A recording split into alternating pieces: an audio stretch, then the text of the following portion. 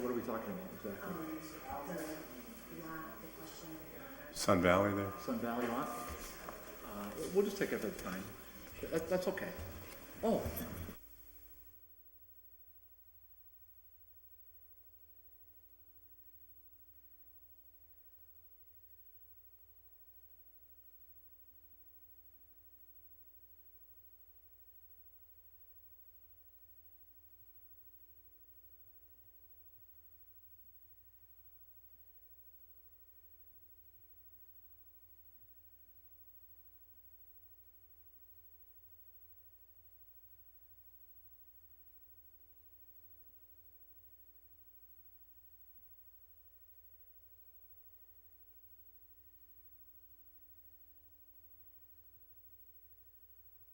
so, okay, good evening, everybody. Welcome to Holyoke City Hall, the May 21st meeting of the Development and Governmental Relations Subcommittee to the Holyoke City Council. I'm the chairman. With me is Councilor Tallman, Councilor Valentin, Councilor Sullivan.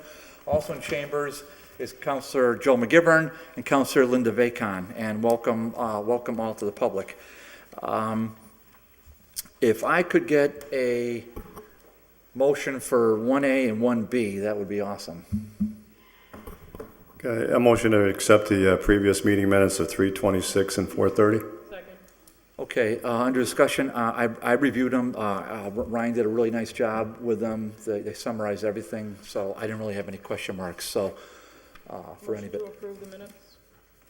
Second. And on the motion to approve, what say you, all in favor? Aye. Okay, motion's approved. Okay, if the committee would do me a favor, and if we would take, if I could get a motion to take up item number 6, please. Second motion to take up item number 6 tonight. On the motion, all in favor? Aye. Okay, that's an order, the city council invite the regional director of Mass DOT to a future meeting of DGR. And so just to the public, when Kevin appointed me chairman of this committee a few years ago, we changed some things around, and we've got, we're lucky enough to have Don and Aaron come in from the state delegation. Well, we also got Mass DOT to come in, and they've been really helpful as far as feedback. So in 2014, 2016, really gave us a lot of good information. We were scheduled to have them in here April 30th, but due to some administrative issues at Mass DOT Division 2, the top 2 administrators were unable to attend. However, unbeknownst to me, on April 30th, when we were scheduled here, they sent me a memorandum. The memorandum didn't reach me in time for the meeting, but I have the memorandum here, and this is a public record. It's dated April 30th, and I'm not going to read the whole thing into the record because it's a little bit wordy. What I am going to do, however, because this is a public record, if anybody wants this document, I'm going to give three suggestions right now. One is you can email Councilor Bartley. So my email is at Holyoke.org? Holyoke.org. Yeah, thanks, Marcos. I keep thinking it's Holyoke.gov. I want to say that, Marcos. Holyoke.org. And you'll find, Tom and Val, you'll find all our emails under there. But you can email me. If that's not convenient, you can contact Mr. Ryan Allen. Mr. Allen is the administrative assistant to the Holyoke City Council. You can call him. His number also is on holyoke.org. The third avenue, if those two are not convenient, this will be forwarded to the city clerk, Brenna McGee Murphy, and the city clerk has, regular hours, 8:30 to 4:30, just like Ryan has regular hours. And so this will be part of the public record, and you can procure it from Brenna McGee Murphy. Okay, again, I am not going to read this entire 3-page document. I am going to skim this document, but the document is available, so we'll make that clear. Holyoke projects and issues, April 30th, 2018. Holyoke reconstruction of I-91 interchange 17 and Route 141. Mass DOT goes into a little bit of a background. They're saying that there's been backups on I-91 adjacent to high-speed through traffic. It has caused major delays during rush hours, and it also has ancillary negative effect because it's led to cut-through traffic going through residential streets. Well, boy, there's a common comment for every ward in the city. The next bullet point goes on to how the folks in, the residents, I should say, in Lindor Heights have been negatively impacted. Scrolling down a little bit, they address briefly the issue of whether a traffic signal in Lindor Heights is warranted. The Mass DOT says it is not warranted at this point. Regardless, Mass DOT is exploring other ways to improve the intersection at Lindor Heights. And this is kind of I felt is an important point. Mass DOT will convene another meeting to present and receive feedback about this difficult location when we have completed our additional review of alternatives with our engineers. Mass DOT will work with the city to provide better notice of future Mass DOT meetings to assure interested parties are aware of the opportunity to participate. There were several questions raised to me that I forwarded to Mass DOT. I'm not going to go through those right now, but again, you can procure this. One of them, though, may be of interest. What's the time frame for this? Well, they're scheduling to advertise for this project November 13th, 2021. So right now, this is 2018, this is May 21st, so you're looking at 2.5 years from now is when they expect to advertise, to do the initial advertisement for this project. November 13th, 2021. So that leads me back to that bullet point I mentioned earlier, that they are going to present and receive feedback. So between now and then. And I'm going to mention one other point now before I forget. The Mass DOT officials, as I noted, they had an administrative issue on or before April 30th that precluded at least one of the administrators from attending. They nevertheless contacted me and they said, Dear Dave, would you be willing to come to Mass DOT and have some feedback? And I, of course, said yes, but I responded, said, can I bring other public officials? And the answer, of course, was yes. Now, that will mean they will still have the public meeting open to the public. That's still going to happen. But I thought the Ward 7 counselor would be interested, maybe an at-large counselor. And I know Rep. Vega said to me this morning when I conferred with him, yes, I would very much like to attend the meeting as well. So I want to make sure that that's noted. They go through some other things as well. So those were the highlights of the Lindor Heights part. I do want to mention some other things because, as I said, Mass DOT has been nice enough to come in twice already and give us some feedback. Other counselors had questions. I-391 lighting, well, the lamps were out. Well, as of February of 18, $420,000 contract for repairs for lighting systems on I-91 on I-391 has commenced. So a considerable amount of lighting repair work, poles and towers, that sort of thing. So that work started. Also, if you'll notice, the roadway condition of I-391 was atrocious. They have now started to resurface sections of it. They haven't done the whole thing, but it's a lot of sections, so it's a lot smoother ride. There's just a few others, and I'll be very, very brief. There's a guardrail now in place in front of Providence Hospital in the Riverdale Road section, where there used to be a gap in the road to allow buses and cars to exit Providence Hospital from the south exit and travel northbound. That guardrail has now been in place. By the way, that was something I worked on for 5 years, and it takes a little bit of time, but we got it done. The Lyman Street Bridge replacement over the first level canal. This has been something that's really been a sore point for the Danny Currans of the world and the John Aubins of the world that run really important businesses in that part of Holyoke. The design is 75% complete. The $8 million project is currently scheduled to be advertised for construction September 8th, 2018. The bridge will be completely closed for replacement with a detour provided. Access to the area between the two canals will be maintained via city streets. When completed, the project will provide bike lanes and on-street parking on both sides of Lyman between the first level canal and Gatehouse Road. There's the update with that. There's a few other bullet points that anybody who wants this can review.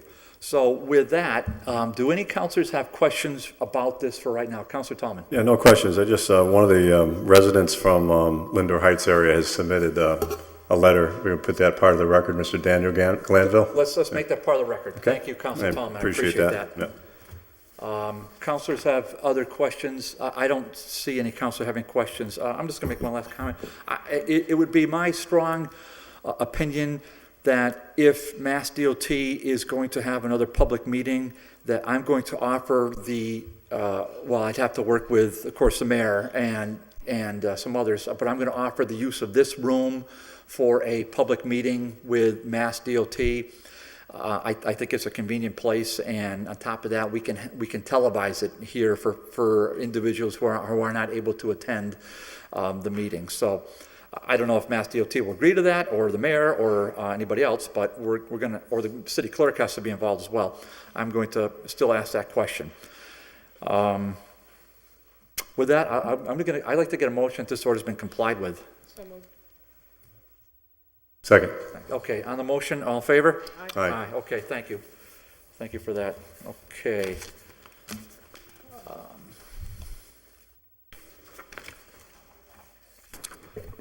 All right, can we go back to regular order, please? And could we take, Marcos, let me ask you before, can we take 2 and 3 as a package? Does that make sense? Or do you want to do them separate? Let's just do them separate. If I could get a motion, take number 2 off the table, please? So moved. Second. Okay, on the motion, all in favor? Aye. Okay, this is a motion from OPED. We have Marcos Barrero with us. And Marcos will take up item number 3 right after. This is that the City Council declare property known as the Springdale Turn Hall on Vernon Street as surplus property available for disposition. The property is zoned as downtown residential, has assessed value of $86,000.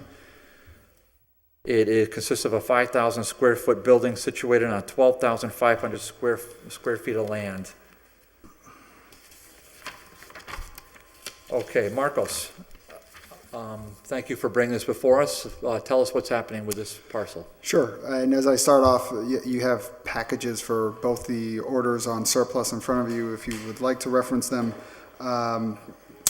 Parcel 100, which is the one that's in front of you, I believe, is, so the Turn Hall was actually 2 parcels, and the first one was foreclosed upon in late 2011. The second one, which is the one that's before you today, was foreclosed upon in late 2015. It only makes sense to do away with these properties jointly. So we're bringing that for the council's consideration to declare surplus so that we can do a request for proposals. It's an odd building in where it sits. The zoning of DR doesn't permit a whole bunch of uses, but also the residents are also likely not going to want any type of use there as well. So we're going to want to be very mindful of what type of use can be obtained for that building. Thank you, Marcos. What's the condition of the building? I'm sorry?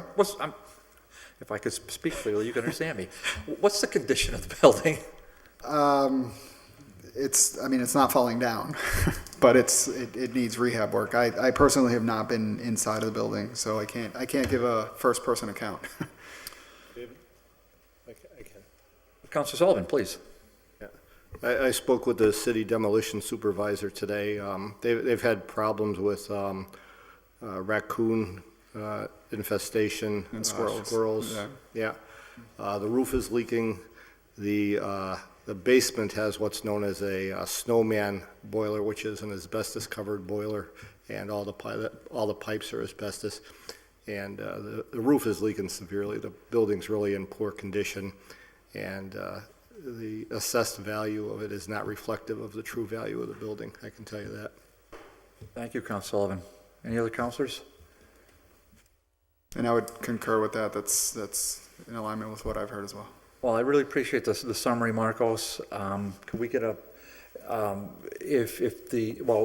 see if we can get a motion here. To declare it surplus would be the. Make a motion to declare this parcel surplus. Second. Okay, under discussion. Marcos, really good summary here, and as we've talked, but it's good to remind ourselves. So the declaring of a surplus is just that, available for disposition, and that requires a 2/3 vote of the Holyoke City Council. Once the mayor has contracted, if we get to that point with a buyer, it will come back and you'll make another presentation about the buyer, as you did numerous times with Lynch School, perfect example. Correct. If that happens, then we would review it, and we just recommend, so I hope people know that we just recommend, and they say the full board really is where the rubber hits the road. So at the full board, it requires a majority vote. So it would take 7 votes to convey out the property. Did I summarize that properly? Yes. Thank you. So on the motion to declare the Vernon Street parcels surplus, what say you? All in favor? Aye. Opposed? Hearing none. Okay. That we will recommend to the full city council. Just give me 1 second. If I can get a motion to take up number 3, please. Motion to take up item number 3. On the motion, all in favor? Aye. Motion, the order is that in accord with 30B, City Council declare the parcel at 277 Main as surplus available for disposition. The parcel is 2,745 square feet in size. It was awarded to the city via a land court decree. Has an assessed value of $16,500. Marcos, tell us what's happening. Similar to the prior property, this one was foreclosed on about midway through 2015. It is a very small lot on Main Street facing the city parking lot near the gas station at the intersection with Cabot. This one's actually almost near the intersection with Spring Street. It's small enough, and given the restrictions of the zoning there, it's likely not buildable by itself, but it would be a good asset for some of the abutting properties. For example? I don't know the numbers of the properties right next to it, but the Calle Social Club sits right next to it at the corner. Yep. And then there's another property right next to it that is sitting vacant. It's very possible that the city will pursue land court for that one because it has a residential component. A receivership through land court for that one. So in either of the 2 scenarios, this could be an asset to be joined with one of the buildings to make a rehabilitation of one of them more feasible. Now, is receivership through land court or through housing court? I stand corrected. It is through housing court. Okay, I just want to make that clear because land court, for those of us who are aware, land court's in Boston, and that's just a really, it's really something down there. That's just a really arcane area law, and it's as Siddell and Siddell are aware, you need to have specialized attorneys. But with this receivership program, that we had a great summary at our last meeting from Attorney Barnes, and how I think that a lot of us, a lot of the veteran counselors that really got that program going, and we're very proud and pleased. Not one ward has been left untouched by the receivership program. Every ward in the city, and it's really exciting to see the transformation when you're familiar with the locus, how it used to be. The nice thing about housing court is it's the Western Division. It's right in Springfield. Though it's still a very serious matter, and the housing court justices, as Councilor McGivern, well, he's in district court, but as I said before, when you go before a judge, all of a sudden it just starts to get real, even if you're a receiver in a civil matter. Right. And it's a wonderful program, so I commend you for that, Marcos. Questions from any councilors? Councilor Tallman. Yeah, thank you, Marcus, for coming down. And I know we brought this up before about this property and conveying it over to city surplus. Is there, after this goes out and the bid goes through, is there a time frame where the person or the owner of the new property, if it's sold to the new owner, has to utilize this or have to do something, build something on it, or make a decision what to do with it? Yeah, it's very common for us to provide a certain time frame where we want to see action to be taken. So if it's the more complex the project, we will provide a wider time frame because you may have to get more complex permits or more financing. If it's a very small lot and a very simple action, we may even give a matter of months to do the action. And then if that doesn't happen, that we include what's what you all know is the reverter clause, which is the city retains a reversionary interest. We record that instrument and we take the property back. The point of that is to hold the person accountable so that they're not just speculating on land without doing anything. Okay, thank you. Okay, good question. Counselor McGivern? Marcus, did this go through the auction process? It has not been auctioned. Sure. Well, actually, I should correct that. I'm not familiar with it being auctioned, but it has not been, to my knowledge, it hasn't closed on an auction. Is there a reason it wouldn't be a good candidate to go through auction? Yes, the reason being that it's so small, it's very rare what you can do with it. I think you could probably not do anything given what the setbacks are. So what is the value of this as a chip? It would be a bargaining chip to see what quality development you can get surrounding it. So whereas with the Vernon Street property, this would be something that could be sold directly to say, all right, we want someone to do something with this property. This one we could make available immediately, but we could use it as a bargaining chip for someone to do something better nearby. What we would get at an auction, it's not going to be a lot. It's going to be a couple $1,000s. Thank you.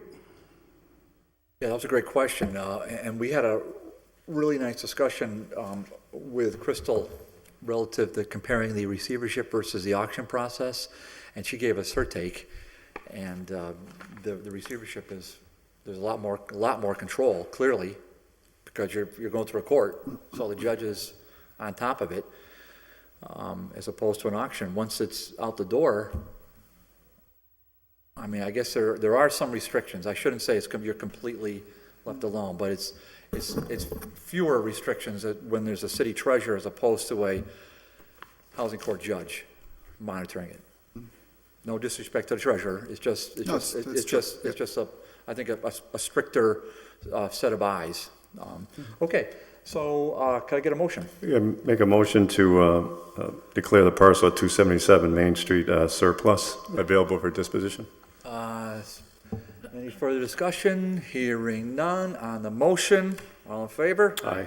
Okay, that passes 4-0. Marcos, I think we got you out of here in record time. Would you agree? I do. Okay. So, Marcos, as always, much appreciated. Thank you for being organized.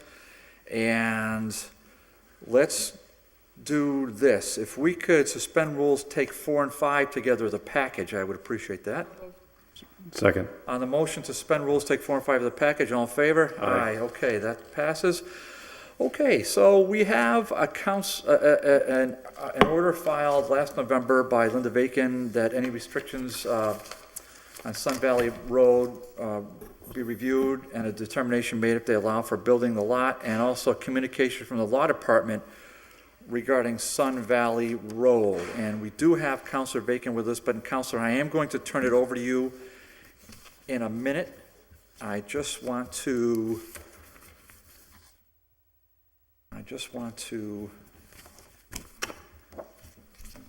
take this now. What I have before me is a legal opinion dated December 19th, 2017. This is a public record. If anyone does not have this record, would like this record, I will give the same offer I gave before, which they can email me.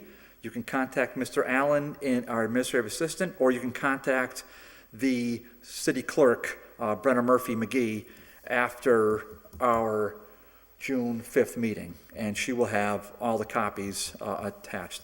I'll let Councilor Bacon speak for herself on the order. The legal opinion is, I'm not going to read the whole thing, so let me be clear on that. It's 5 pages.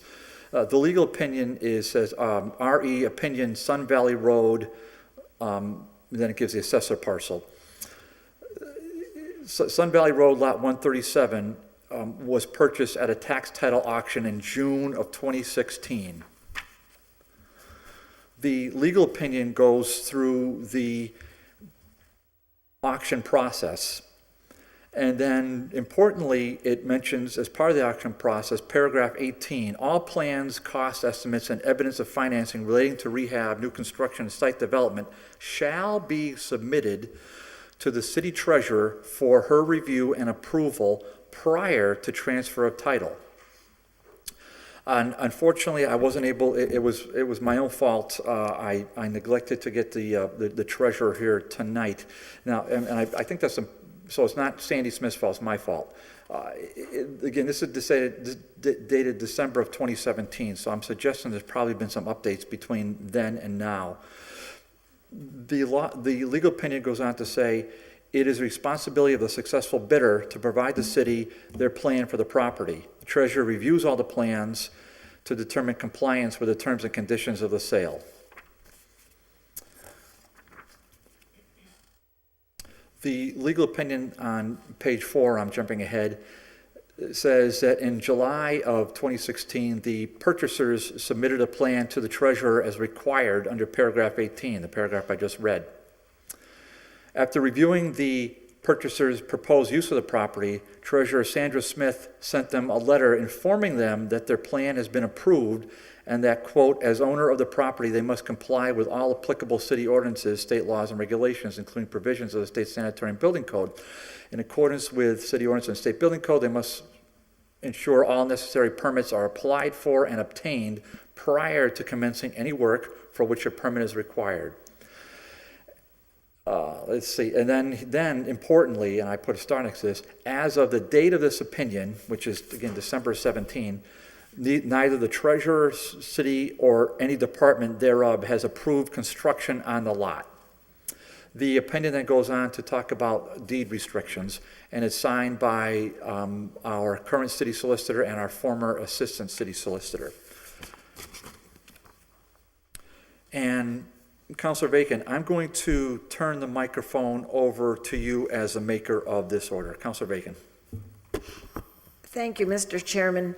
I filed this order on behalf of residents in the neighborhood who, for years prior to the auction sale of this property, had been informed and understood that the lot was not buildable due to the deed restrictions, the easements, and the water issues for which that easement exists to take the water off the mountain. And so the purpose of my filing of the order was to clarify whether their understanding was correct. I understand that at the auction, the sales are as is and the buyer has to figure out what is correct, but I'm not an attorney, and I did read through this legal opinion, and I could understand by what you read into the record that the treasurer had accepted the plan, which was to find out if the lot was buildable. So I guess the simple question on the table is the lot buildable or not? And it doesn't really seem like there's been enough steps taken to actually know that answer yet, if I'm reading all the information clearly. But that is the simple question. Linda, can I ask you a question? Sure. Besides that one I just asked her. Has there been any construction on that lot? No, but there has been clearing of the lot. I've been advised of that. Right, So- and there was an initial understanding prior to the legal opinion that there were to be no physical changes made to the lot, but I suppose that could have a variety of meanings in legal terms. But And I've received, through my own private email, so they're not subject to public record review, several abutters, shall we say, expressing their feelings about this lot, and I'm not going to summarize, but I can sense that they're heartfelt. But I will say this: I don't know how to get hold of and I didn't make any attempt to get hold of the owners of the lot. And I understand that they're public employees, And just for the record, you know, and I've said this 100 times, and if anybody wants to punch me, they can punch me, but we are not the U.S. Senate, okay? So we don't, you know, we don't have subpoena powers, you know, we don't interrogate people, at least we shouldn't be doing that. You know, outside of city, sometimes we have frank discussion with city employees, that's different, because that's our jurisdiction. And I understand this is a little bit more, this raises a little bit more than a neighbor-to-neighbor dispute, and I feel like it's important for discussion here, Linda, because this was auctioned off by the city. And so I think it merits a discussion. I think, to be fair, I think we need to get some more feedback from Madam Treasurer as to update this. So I need to get in touch with her, which I will do that. I'll do that tomorrow, Linda, and I will copy you on the email to Sandy Smith, and I'll copy Mr. Payer as well from our law department, so we can update his December 17 letter. Then, if it's the will of the body to table this, we do have another DGR on, thank you, Joe, for correcting me at the last meeting, on June. I corrected you. Everybody corrects me nowadays, so pile on. June 18th is our next DGR, which, by the way, I'll give a little preview. I believe Don and Aaron are going to come in as well to talk about the schools as well. So that'll be, I think, a very good meeting. And that meeting's at 6:30. If it made sense to you, Counselor, as a maker of the order, would you want to wait until? I mean, I don't want to move this along until we get a little clearer picture from the city treasurer. Well, but what's your feeling? I think that's fair. I have been informed that there's further interest in selling this lot by the current owners that's been advertised. So I'm not so interested from my perspective in getting involved into all of the details of it. But I do think for the current owners, and maybe, I know as far as auction goes, it's buyer beware. You're buying it as is. It's up to you to figure out, is it buildable, not buildable, or whatever. That the city is not putting it out there, this is a buildable lot or a non-buildable lot. They're just, from what I can understand, putting it out there, it's a lot. You buy it, and then you figure out what you can or cannot do with it. I think you summarized that very well. Right? And I skipped over that part. Okay, so. It's in that, yeah, they're buying it whereas as is. As is. So my thing is, I guess, I think the public interest and maybe the city's interest going forward is if the perception is that something is not eligible, or then if it is eligible. And I guess even with all this, we're not clear as to whether it actually is a buildable lot or not. But I just think there could be some liability to the city going forward, say if somebody built on it and it shouldn't have been built on. I don't know. So just because it was in our hands and then got turned over. I don't really know, but that was the question that was raised to me, and I said I would try to find out the answer. I think those are good questions. Councilor Valentin. Thank you. Just before the item gets tabled, if that is what ends up happening, I think there's at least one person here that was interested in sharing some information with us.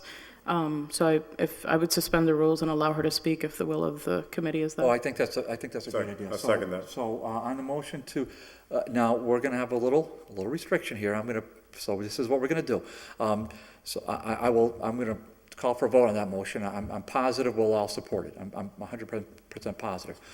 But we're going to have, and we'll open this up to anybody who wants to discuss it, okay? But we're going to put some guidelines on this. So we're going to address the chair when we talk. That's how we only address the chairperson. That's how we do it. We don't talk to, if a counselor has a question, okay, you can address, but you address me, you don't address each other or anybody else in the room. And then we're not going to have the only one gets speeches here is the chairman. So we're going to have a couple 3 minutes on the, and I'm going to be strict on that. So you can say what you want. The last piece is, if you do submit something to us, it becomes part of the public record. And Joe, our rules are that it becomes the possession of the city of Holyoke and the city council. So if you don't have a copy, then maybe you don't want to submit it until such time as you have a copy. Am I wrong on that, Joe? That's correct. Typically under a public hearing format, but in a situation like this, I believe it would be the same. Yes. Okay, that's a little nuance there, because this is not a public hearing, but I think, Joe, on the safe side, I mean, for it this way, we can make copies. I mean, we have the ability to make copies of stuff, but if it's an important original document, I wouldn't give it to us.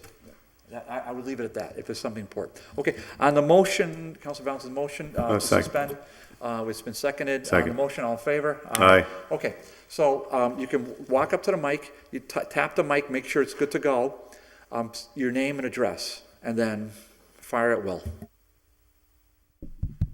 It's on? Thank you, Mr. Chairman.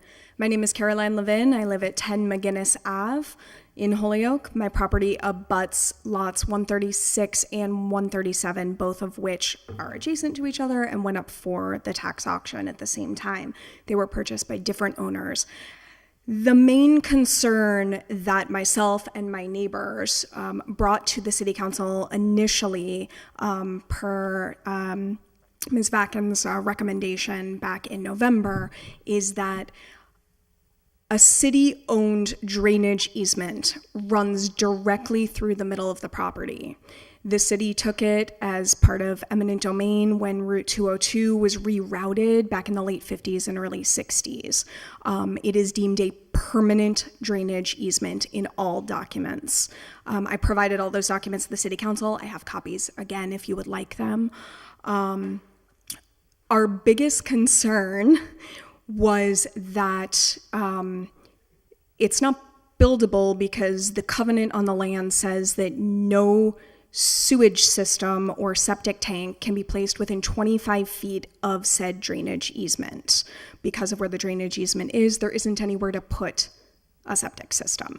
And just if I may, Ms. Levin, Yes. you have a copy. I have not seen the originals you submitted. Now, that's on me. It could be in this pile right here, but it's a big pile, and I'll brought always get through the pile, copies. so I'm just gonna be frank. So, but I will review that with a fine-tooth comb if you want to provide that to us. Furthermore, if you want to, is that language highlighted, that? Yes, it is. Okay, thank you. Please continue. No problem. This is the shorter version of everything. Thank you. Our main concern is that, and we expressed this to various city offices when they started taking down the trees, is that without the tree canopy, the easement would flood. The city has always maintained it somewhat questionably over the years. There's a culvert that drains under Sun Valley Road out to the other side. Ultimately, the easement drains into Hamden Ponds. As I would like to submit for the record, if you will allow me to, is photographs from 3 different times this winter where the easement flooded so badly it was 3 feet deep in water. The culvert, because the owners cleared the land, they left piles of debris in the drainage easement. It jammed up the culvert. DPW has not cleared it. All of our properties are adjacent to it, and we are all at threat for flooding because of this. The easement serves as a very, very vital part of our community because of where we're located right at the base of the mountain in West Holyoke. So these are from multiple dates, but you can see exactly how much water pools in this land. I mean, I am not an expert in this, but I don't see how it's physically possible to put a house on this land when there's 3 feet of water. The owners have since recently, I believe it was 2.5 weeks ago, publicly advertised the land for sale. They're asking $65,000 for it.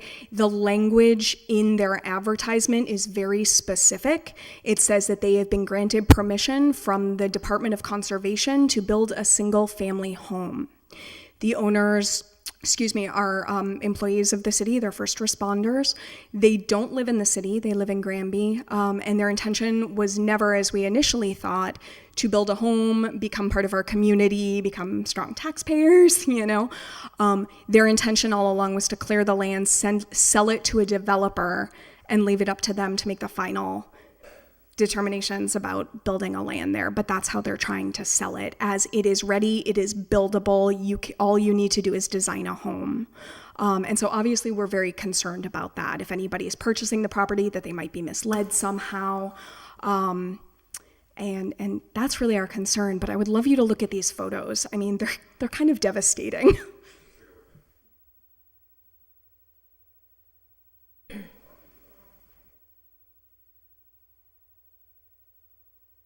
Thank you, Ms. Levin. Thank you so Before much. Before you step away, do any counselors have any, kind of short but sweet questions for Ms. Levin at this point? I just have a comment. Mr. Valentin has a comment. I just want to thank you and the neighbors for coming in and sharing this information with us. This is a perfect example of how we see something on paper, and if we don't have additional information, sometimes decisions are made that perhaps are not always the best, or situations where we could have benefited from some additional background info. So I just wanted to thank you for the documentation, and look forward to us looking more thoroughly into this. Thank you. Council Tallman? Yeah, thanks for coming down and bringing this forward. I think you came down, was it last year? Yeah, We had a bunch November. of people here. My concern was when you said that they build it, I know people do that. They buy a lot, or they buy a house and they renovate it and they sell it, they like flip it or whatever. And you said that the Conservation Commission stated that it was buildable? Yeah, well, that's what's interesting. Does that seem true, or are they just saying that? I mean, it just seems strange I see this, that Yeah. the Conservation Commission could give permission to build a lot where it's almost impossible, like you said, because 25 feet to Right. put a septic system, can't do it. Also, it's my understanding that the Conservation Department doesn't really have anything to do with issuing building permits. It's their determination to determine whether or not the property falls under the wetlands ordinance. I spoke to Andrew Smith several times from the Conservation Department, as did several of my neighbors. He said clearly he evaluated the land. It did not fall under the wetlands ordinance, and he had nothing further to do with the property. He has been on site many times since then, so I'm not sure if he's reevaluating or what. But the wording, I included a printout of the advertisement for the property in the packet that I just handed out. And the wording is very strange and it's very specific. And we were all kind of concerned by the choice of the wording in it. So it could have, the way the words are put out there, make it look as though you can do something, and then somebody buys it and all of a sudden now it can't do anything. Right. Right. Maybe we can, I don't know, contact if somebody's gonna build something on there, contact the building department. Have they been out there at all? I don't know. We were initially in touch with Damian Cody, and he said that they haven't issued any building permits, and we could just kind of keep up with the that. online. Right, and so far none have been issued, no proposals have been made to them. But again, as we sort of came to learn, the owners aren't interested in building a home for themselves. They're interested in clearing the property and flipping it over to somebody else whose responsibility that may or may not be. Right, and you stated that when they cleared the trees out, that affected now the whole makeup of the It was topography. dramatic. It was very dramatic, the difference. And we had called, we had emailed, we were contacting the DPW, the Department of Public Health, the Conservation Department, and we were emailing all the city offices, and everybody said, not our thing, not our responsibility. Responsibility, whatever it is. Right. Okay. Because that seems like, it's almost like once someone purchases a land, now it's their property. Right. They do what they want with it. And if they took the trees down, now you're affecting everything. You're talking about the runoff, the water, the culvert, Right. everything. Right. And I So- know that Ernie Matthew from the Department of Health did contact the owners about it at one point. He had CC'd me on an email he forwarded to her. But that's all I know. Okay. It's been really frustrating. It's got to be, yeah. And you live it every day, and the neighbors live it. So I'm glad you brought this forward. And anything we can do is, bring this forward. We'll be in touch with your ward counselor, but I think people sort of got to get together here and say, what's going on here? What are we going to do? Yeah. Before they actually sell it. Right. And then they sell it, and then somebody's stuck with a lot that, Right. what are they going to do? They're going to come back at the city, or, because we basically sold it at auction. So it's sort of like a complicated issue, but hopefully we can sort of delve into it and get this solved in some fashionable where everybody's sort of happy, hopefully. Thank you. Yeah. Counselor McGivern. Thank you, Mr. Chairman. I think it's correct that the conservation is just talking about wetlands, and an easement like this is not wetlands, and they're not going to deal with the easement. These easements are around the city, and quite frankly, they were a way to appease developers a long time ago, and now we're finding out they don't work. There's one on Homestead Avenue that comes off of the new development on Mayor Tract. That's a nightmare for the property. I think Linda knows that one. There's one in my backyard that comes from the Soldier's Home, and I'm getting ready to dam it up, but not too sure I'm going to get away with that one. The question I'd like to see answered It's called is... McGivern Skating Rink.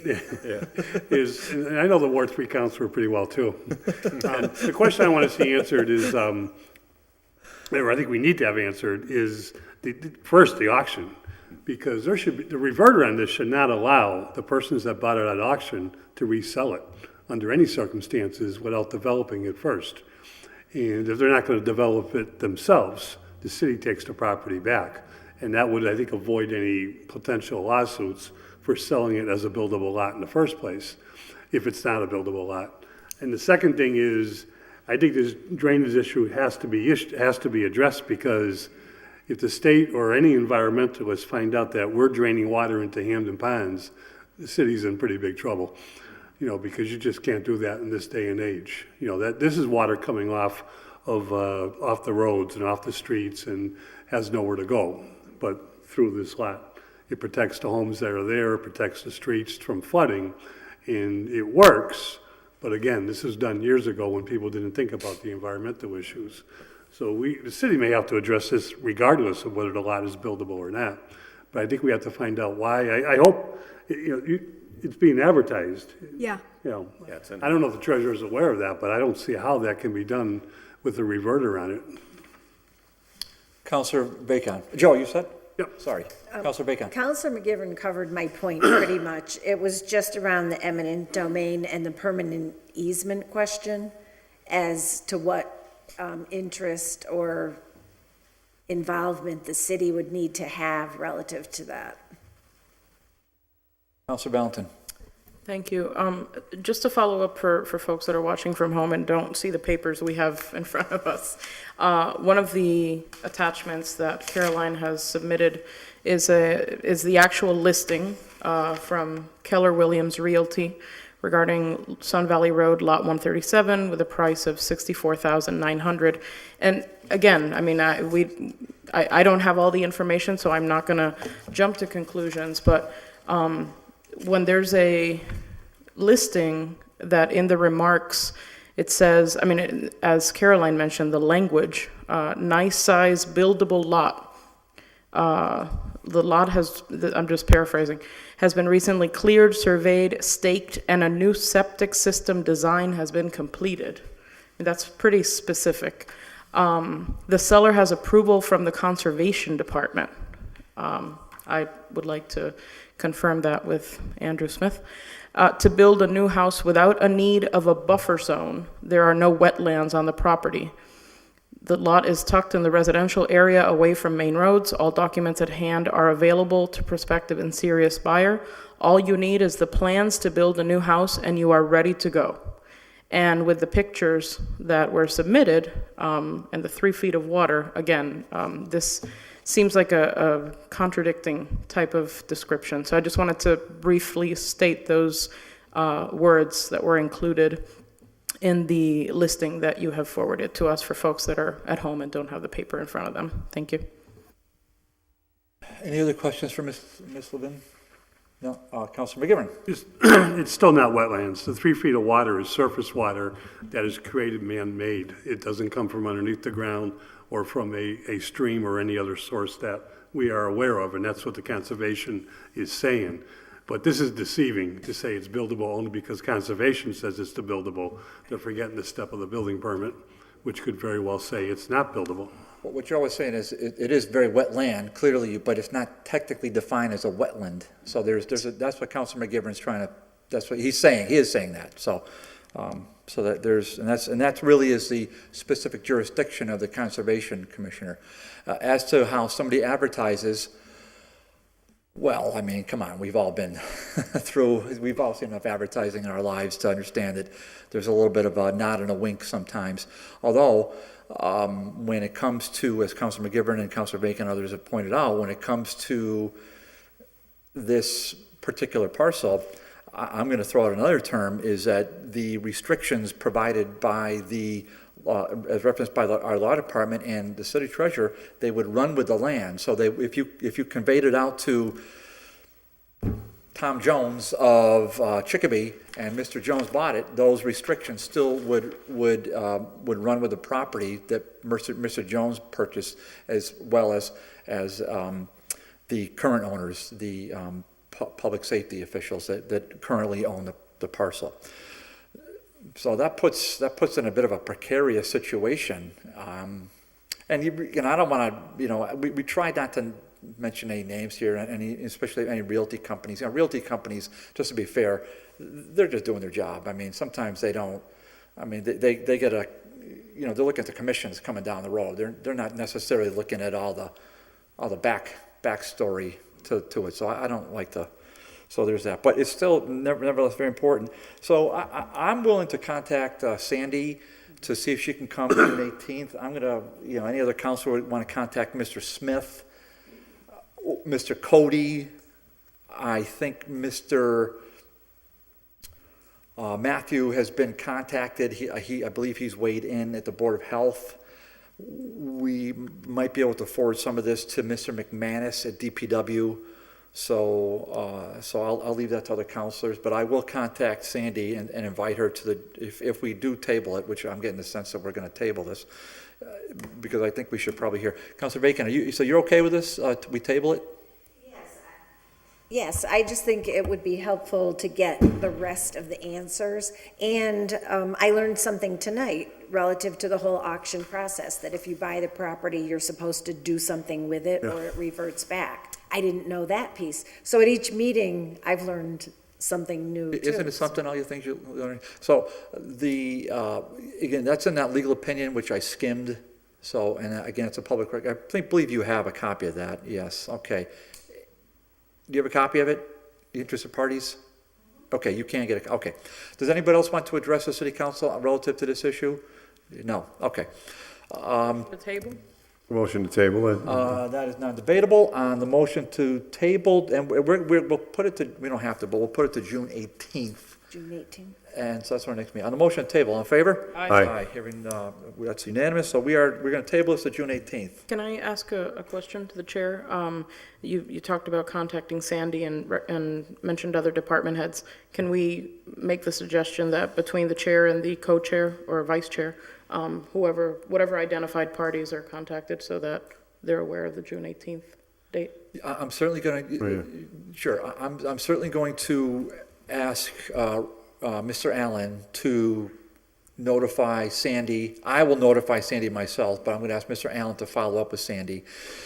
And if there are other department heads that are relative to this, the ones you mentioned, then yes, we should contact them if they want. They don't necessarily have to appear. I think if they provide some feedback. No, I'm to sorry, us. maybe I was confusing. Yeah. What I mean is that because there's several kind of pieces to the puzzle that we mentioned, I guess what I'm requesting or suggesting is that between the chair and the vice chair, the appropriate department heads that were mentioned are touched base with, not about necessarily coming June 18th, but kind of closing the loop on some of the questions that were presented by the neighbors. Well, I agree, but the vice chair could reach, but any counselor should reach out. So why don't we do this? I could contact Damian Cody.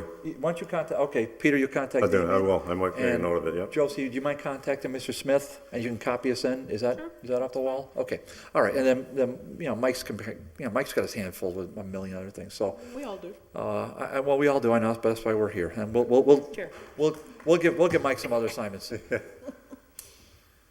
Mike, Mr. Council Sullivan. Yeah. Yeah, we may want to talk to Lee. It's the nature of the easement itself, too.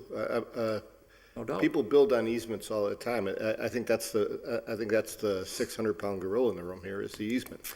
And it's the easement itself, that's not in the venue of the building commissioner, I don't think, it seems to me that's a legal matter. And if the easement has certain stipulations in it, that's, you know, that's gonna be a tough hurdle. Well, let me just say this. The law department makes it very clear in their legal opinion that they did not do a title exam relative to this property.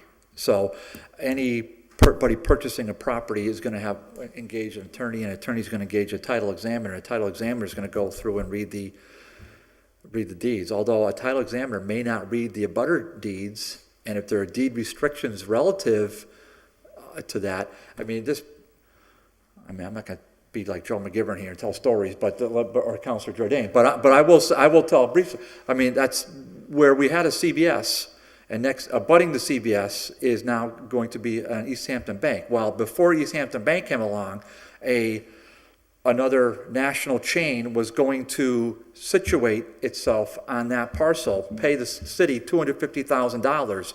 Well, why didn't they do that? Well, answer, because there was a deed restriction in CVS's deed.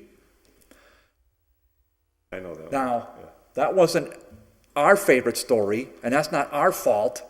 That's our law department's fault that did that, because our law department wrote the deed to CVS and gave them a deed restriction. That deed restriction they used to stamp out which would have been a $250,000 bonus to the city. What did just to put a cap on it, what did the city get from East Hampton Bank? Well, this body, listen, we want tax revenue, $5,000. So that's the so those deed restrictions are incredibly powerful, as well as easements, as Councilor Sullivan and Councilor McGivern noted. So those are powerful tools, and if they're used properly, legally, there you go. Okay, so we're going to move on, okay, folks? Thank you. Thank you. All right, let's see. So that's tabled. All righty here. Oh, look at this. Last item of the night. If I could get a motion to take number 7 off the table, please. So moved. Second. On the motion, all in favor? Aye. Okay. On the motion, Councilor B. Dave Bartley. Okay. The council invite the board members and administrators of Holyoke Media to a DGR. In advance of the meeting, please provide the following: a narrative, agreements, an accounting, bank statements if you can, expenses, employee lists, that sort of thing. And so we were, you know what? Can somebody sit over there by a microphone? It's okay. They don't have to all be together. And besides, you're I mean, I know you're friends, but it just makes it easier for, okay, well, do it. It's a free country. Okay, so fortunately, we had before us, wrong folder. In finance, Councilor McGivern was nice enough to take up Councilor Vacon's order with this very same organization. And we received some very interesting data. But what I'm going to do is I'm going to turn it over to you. I'm going to have you introduce yourself, introduce your the other people here, and then we can sort of walk through. And let me just say this from what I said earlier. Again, we are not the U.S. Senate, so we're not looking down upon you. We're not subpoenaing you. This is just the intent. Because I was making the order. The intent is just to find out who you are, what you are, what are we doing with the money, and what's the vision. And then furthermore, I'm hopeful that we can have an ongoing dialogue. I don't mean coming every week like it seems like you're doing nowadays, coming in every week, but every 6 months, every 12 months, something along those lines, if that makes sense. So, with that, if you would introduce yourself and let the others introduce themselves, and we can walk through this. Sure, thank you. So I'm Scott McPherson, I'm the Executive Director of Holyoke Media. I'm Al Williams. I'm the current president of the Board of Directors of Holyoke Media. I'm also a resident of Holyoke. I live at 101 Pearl Street. Nice to see you, Scott. Nice to see you, Mr. Williams. Jennifer Miskowski. I am the secretary of the Board of Directors of Holyoke Media. I'm also a resident of Holyoke at 3 St. James Avenue. Jennifer, the spelling of your last name, please. Oh, this is a tricky one, pal. M-Y. Well, I'm glad we're buddies. That makes me, that makes me Absolutely. feel good. All We're right. all- we're all on the same team here. You don't have to call me pal, you can call me Dave if you want. Okay, all right. I feel better that way. Okay, Yeah. MYSZ as in zebra, KOWSKI. All right. I should add my legal name is Peter Williams. Al's my middle name. I don't know. Well, we'll go with Al. Thanks, Al, and Ms. McPherson, we got you covered. And Ms. McPherson, your title is Executive Director? Correct. Mr. Williams, your title is President of the Board of Directors? That's correct. And Jennifer, your title again is what? Secretary of the Board of Directors. Okay, so you're a member of the board. Okay, thank you, Board Director, okay. Secretary to the Board. Okay, Scott, go ahead. Sorry, did you say just go ahead? I did just say go Great. ahead. We provide you a lot of information. I know part of the reason that so many orders are coming up with regard to my organization right now is because there's a lot of interest in information. And so I provided you, there's a list. Look at this. The top cover sheet in memo format starts off with a bulleted list of what we've provided you this evening, including agreement between the City of Holyoke, Holyoke School Department, and Holyoke Community Media, our expenses from January 1, 2017 through March 31st of 2018, purchase and sale agreement for 23 Suffolk Street, AKA One Court Plaza, and conceptual plans, articles of incorporation, including articles of amendment, certificates of change of directors, job descriptions, which I think helps provide some insight into kind of what we think the staff are going to be doing, 2018 budget. And you had requested an audit that will be forthcoming. It is in the works right now, and I will provide it to you once complete.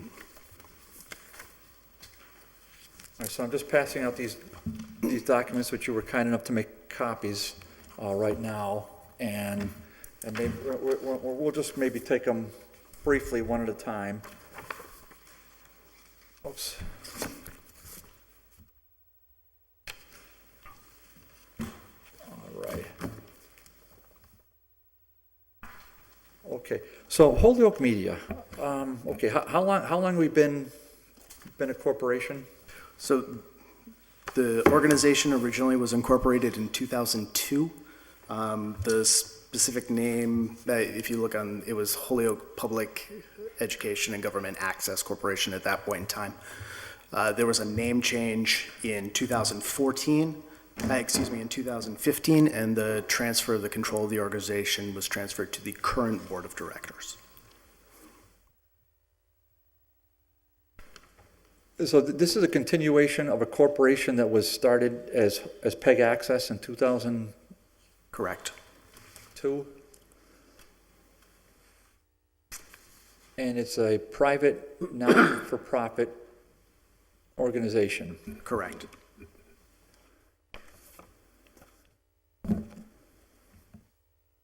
So how do we get to this point? I mean, who's come up with this idea for Holyoke Media? What was wrong with PEG Access? Where was that going? Why do we need a Holyoke Media?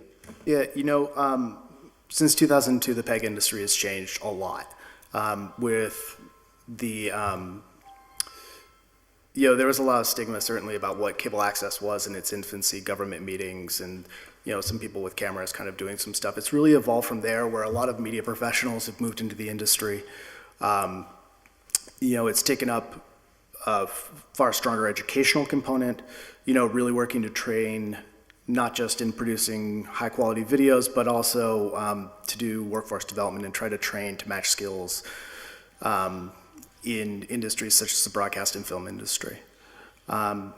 And so moving the organization away from its previous incarnation to what it is now is really going to enable us to do that.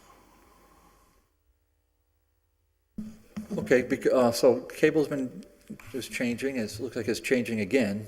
Yeah. In a big way. So your funding source is what? Right now, our revenues are coming as a result of the municipal cable franchise agreement.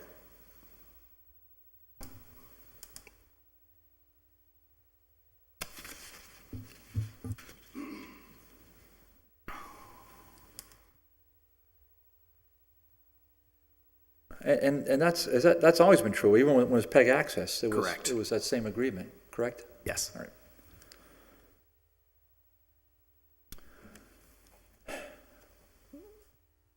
Your financials as of December of 17, I don't know if you passed those out tonight, but I happen to have those from the Finance Committee meeting from last week. Yes, they are in there.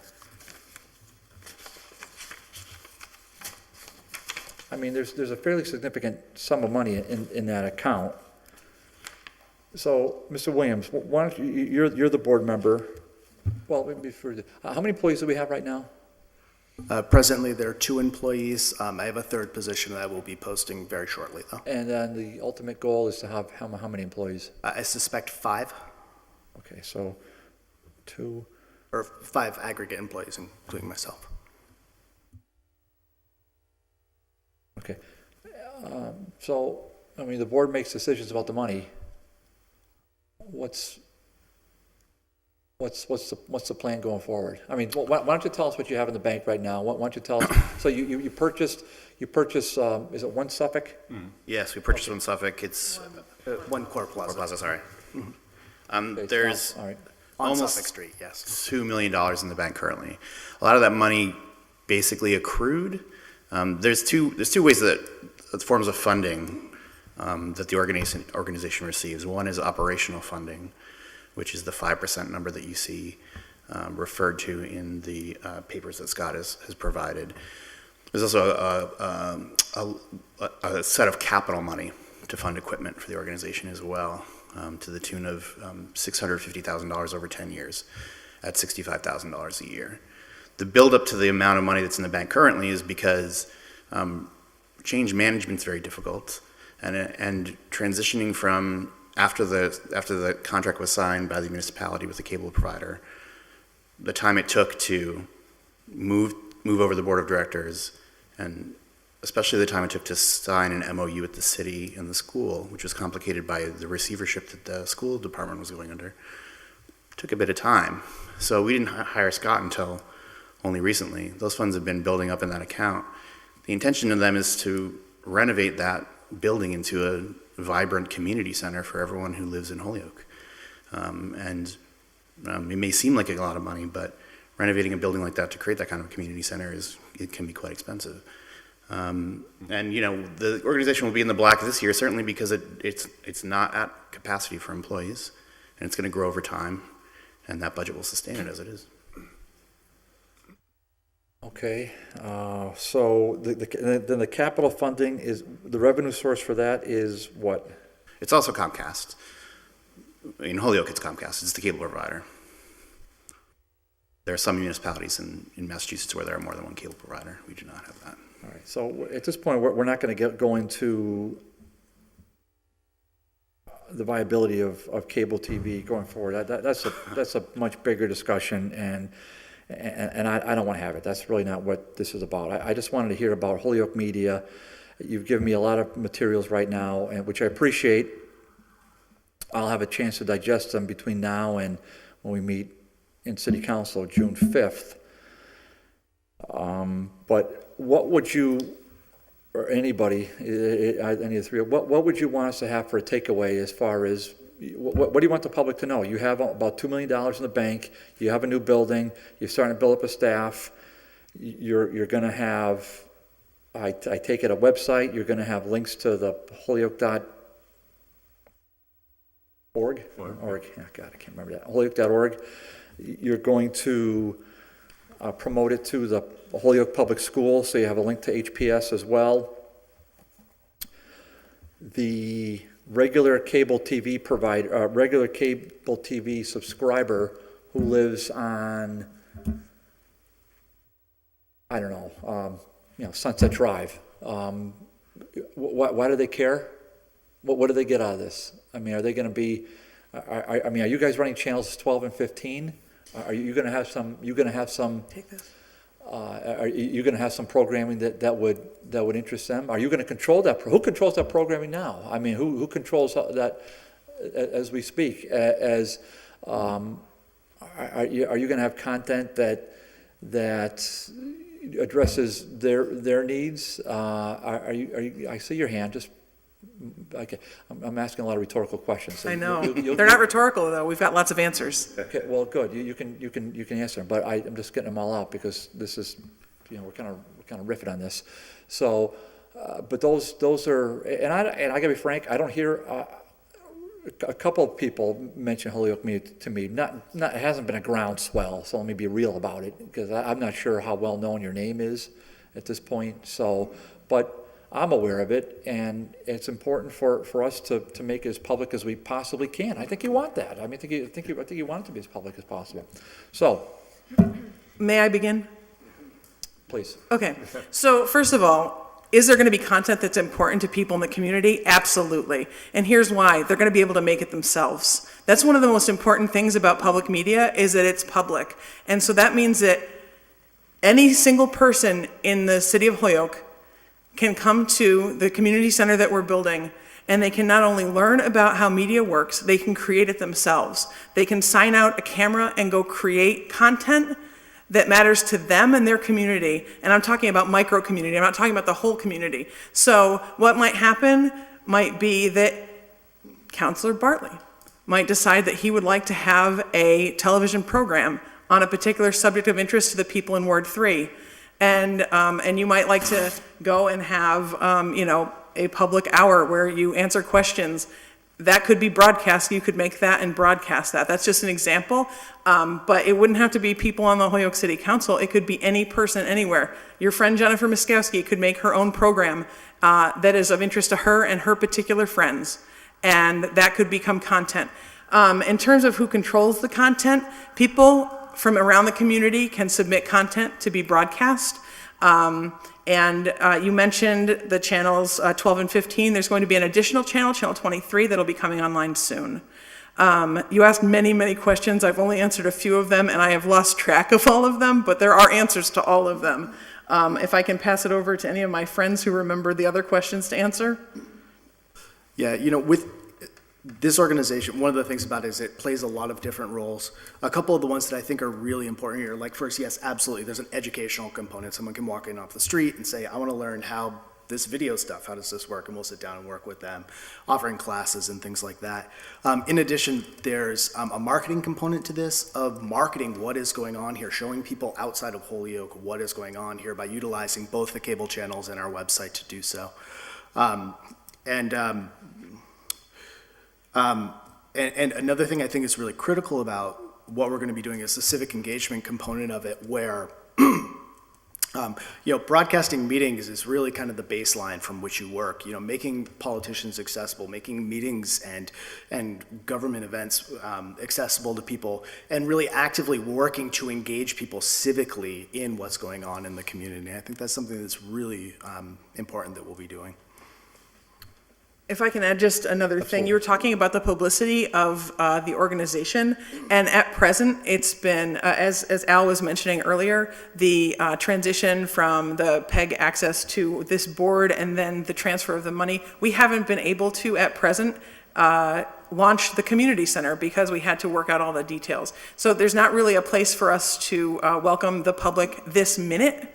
And so we haven't been able to put out a press release and tell people what was happening. Scott indicated, if you look at a certain point, this cover sheet that indicates some stuff in the timeline, that is absolutely part of, on the last page, you'll see going forward. Once we have our annual meeting with between the board and the mayor and the city council and school department, then we will be able to announce things, but we don't want to announce things until, one of the things is, we don't want to do things out of order and set anything up for disaster or anything that wouldn't be successful. And so we are trying to do this very methodically and in an order to set ourselves up for success. Can I add just real quickly that there's also a tremendous economic development component to this project, where people are learning real world professional skills that are applicable to jobs that they can get as careers into their future. And these are career jobs. In my day job, when I'm not volunteering on the Holyoke Media Board, I'm the executive director of Northampton Community Television. And we've had countless... That's where I know you. That's where you know me? I know you from somewhere. Okay. All right. Yeah, so I have a lot of years in this industry, so does Scott. I've been doing this since the 90s. And I've seen countless numbers of people who go on from these experiences who have legs up on everyone else around them in terms of going on to professional careers because of the experiences they had in community centers like this. I'd also say there's a lot of community building that goes on in these centers. We have neighbors working on projects together every year. We have families working on projects together. We have people meeting through the network of who we are as a community organization. So it's multifaceted. And to your point there, where you mentioned that we want to be open, that's exactly true. We want the city council to be educated and understand what it is we're doing, because we want you to be advocates for us, and because our goal here is for this to be as a great a community organization it can be. I think we all sort of share that. Yeah, that was really one of the sub thoughts behind my order. Yeah. So it's different as a start. We're not the U.S. Senate, so we don't do that stuff. Councilor, I have many other questions, but let's just take me out the mic. Councilor Valentine first. Thank you. Thank you, Al, for sharing about your day job, because I was going to say it if you didn't. And thank you to the three of you for coming in. I actually know all of you personally and can attest to your commitment to this. So I thank you for the time and energy you put into this. The first time I heard about all this was, before the Holyoke Media name, with the late James Bickford, who was very passionate about all of this. And so I can't sit here and not think about him and all the plans that he had. So I needed to recognize that. But I just want to give an example that just when Scott, I think, was pretty much starting the job, I don't know how long you had been on the job, I reached out to him and said, I want to talk to you. I'm bringing the mayor of San Juan here. How can we get this to the most people possible? And he did not hesitate and said, we'll make it happen. We'll be at Gateway City Arts. We'll record that event. And so Holyoke Media was there. It's on YouTube, so anyone can access it. So it's not, it's not complicated. It's very accessible. The same with when we gave Mayor Cruz the key to the city of Holyoke 2 days later. So those are the types of things that I really want to make sure that we continue to foster. And I do think it's very important that there is a buy-in from us as a body, because we all hear from our constituents on things that are happening in our wards, in our areas, that, the only opportunity we really have to announce things is every other week during the president's report, when Todd, allows us to make announcements. And so things can really get lost in the shuffle. So I do visualize or envision. I do envision more of those types of collaborations, and I look forward to that. And also, I can see the pieces with the high schools or with, the youth centers that are in our city, with Johan and all these people that are doing amazing work, but instead of looking at it as silos, we can look at it as a whole package. And I know you're all on board with that, but I just wanted to say that for the record, because this isn't just about what channel is it and what's going to get broadcast and who's doing the screening and where does the money come from. And, those are all important questions, but I think this is a perfect example of having to look at the bigger picture and seeing where we can try to really, showcase, as Scott said, what we have happening in the city. And it's what makes people want to be here. It's what makes people want to move here. And it's something that I think we can all be a part of. So just wanted to say that. Thank you. Councilor Tallman?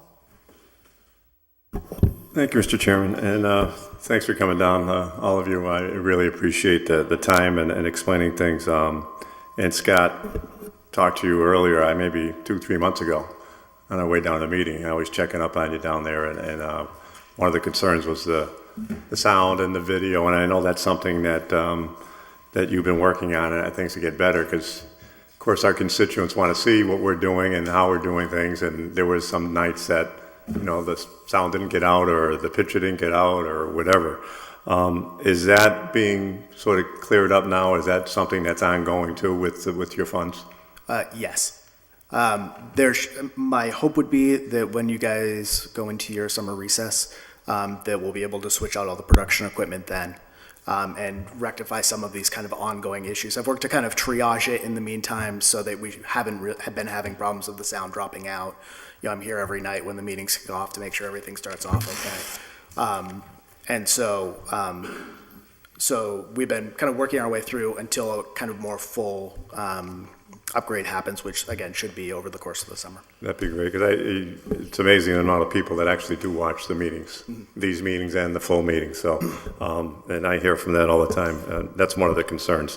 Will there be any council members appointed on your board? And that's something, when will that happen? Well, the council can appoint someone, but in our bylaws, we specifically have in the bylaws that a person cannot hold public office and be on the board at the same time on purpose, because we don't want it to become political. Okay. Instead, we want it to be a community-involved organization. So in the future, there will be an appointee from the mayor's office, from the city council, from the school department. And then there will also be board members that are voted on by the membership. This is going to be a membership organization, so people from the community become members, and then they will vote for people to be on the board. And then the final board person will be an appointee from the board itself to try to fulfill a skill that needs to be part of the group. Okay, appreciate that. And Al, I'm familiar with you for many years. I think I might have delivered your mail one time. Or twice?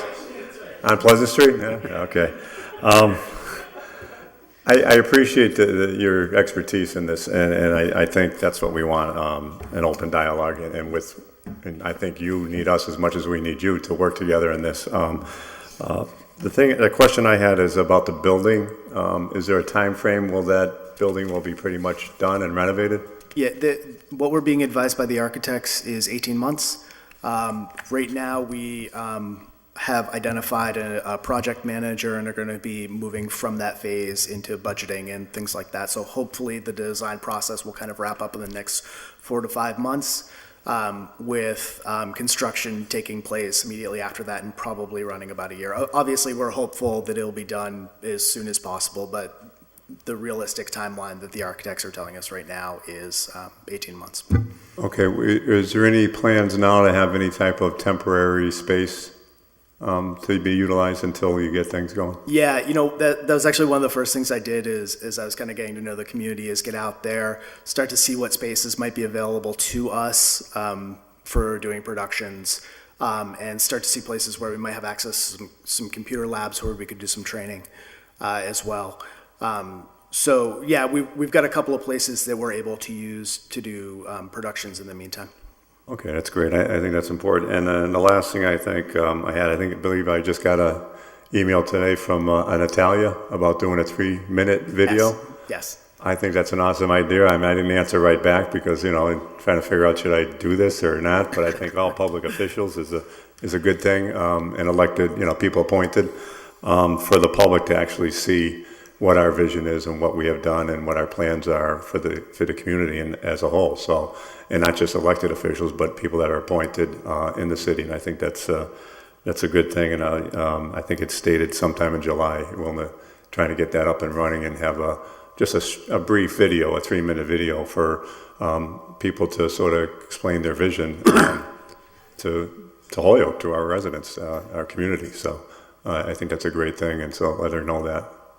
I'm in, okay. Just before I turn it up, Councilor Roman did send me a text, which I just saw. He had a work commitment, so he could not attend tonight's meeting. Councilor Sullivan.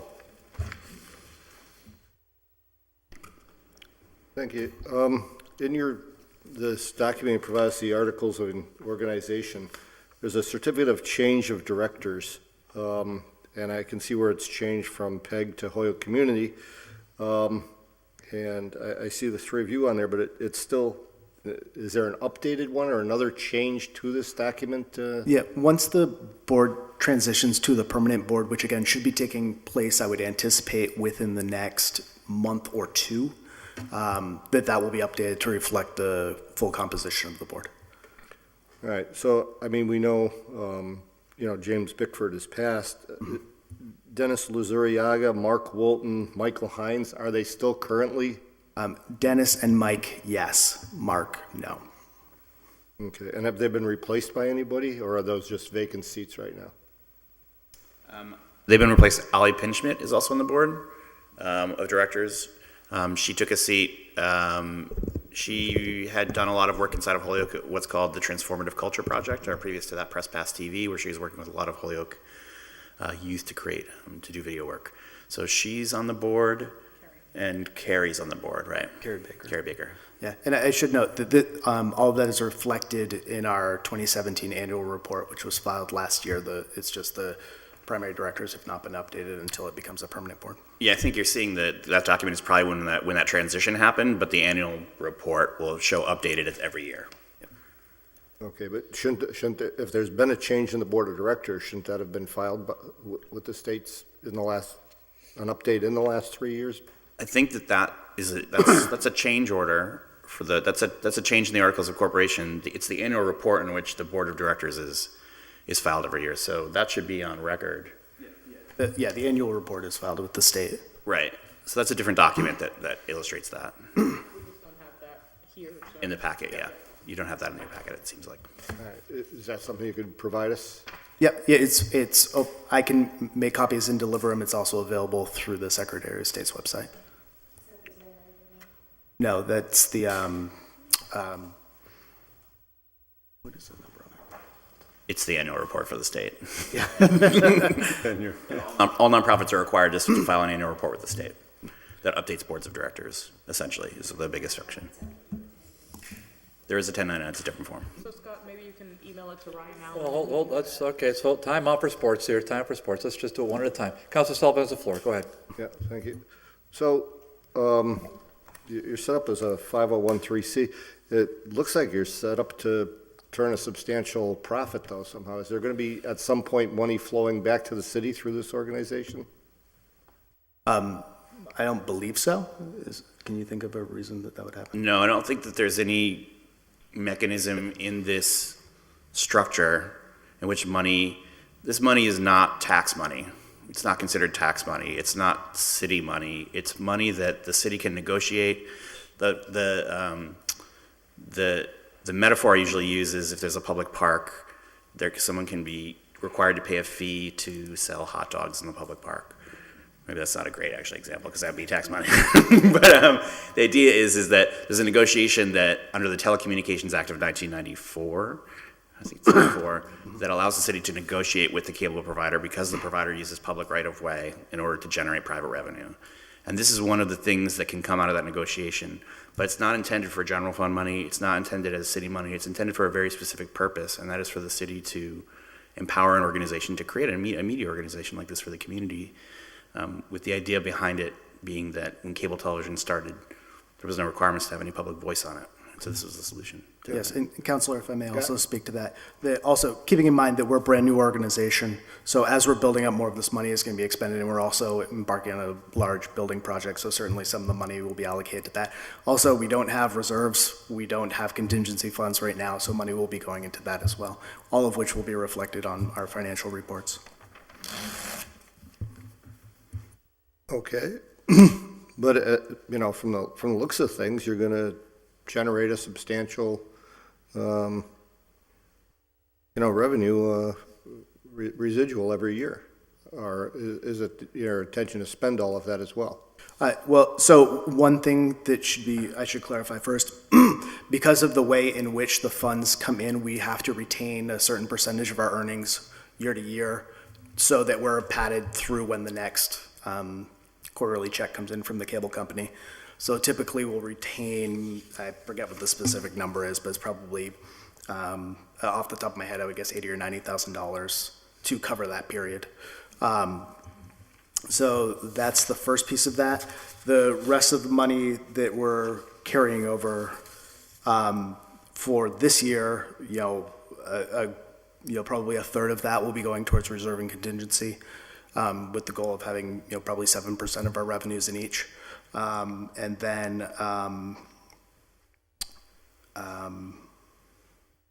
the rest of the money is all going back into the organization to assist with build out, construction costs, equipment needs, and whatnot that we'll have for the building project. Mm-hmm. But at some point, your build out is done. I heard earlier, you got $650,000 worth of equipment, but it's going to be paid off over 10 years. That's only $65,000. You mentioned the right to play, or whatever you want to call it, there is at some point there going to be some other financial benefit to the city come out of this? You know, I think the financial benefits will come in the terms of fostering things like entrepreneurship, running events and things like that to bring people into the city, assisting in marketing the city. But as for cash value coming back to the city in actual money, I can't think of a scenario where that would be the case. So it's basically going to be break even every year? Ostensibly, yes. Good, Dave. Counselor McGivern? Thank you, Mr. Chairman, and just note that, and I think most of the committee knows this, but this is the third time, actually fourth time I think I met with Al and Jennifer. The first time was with HEDIC when we were negotiating the sale of the building. The second time publicly I met with Scott, but Scott and I have had a couple of conversations out of the public eye about a lot of things that are going on. I will say this, the talent that these three people bring to the table, their commitment, their skills, and their answers to the questions have been very, very consistent to everybody. And I feel much more comfortable than when we were sitting there for close to a year, having no idea what was going on.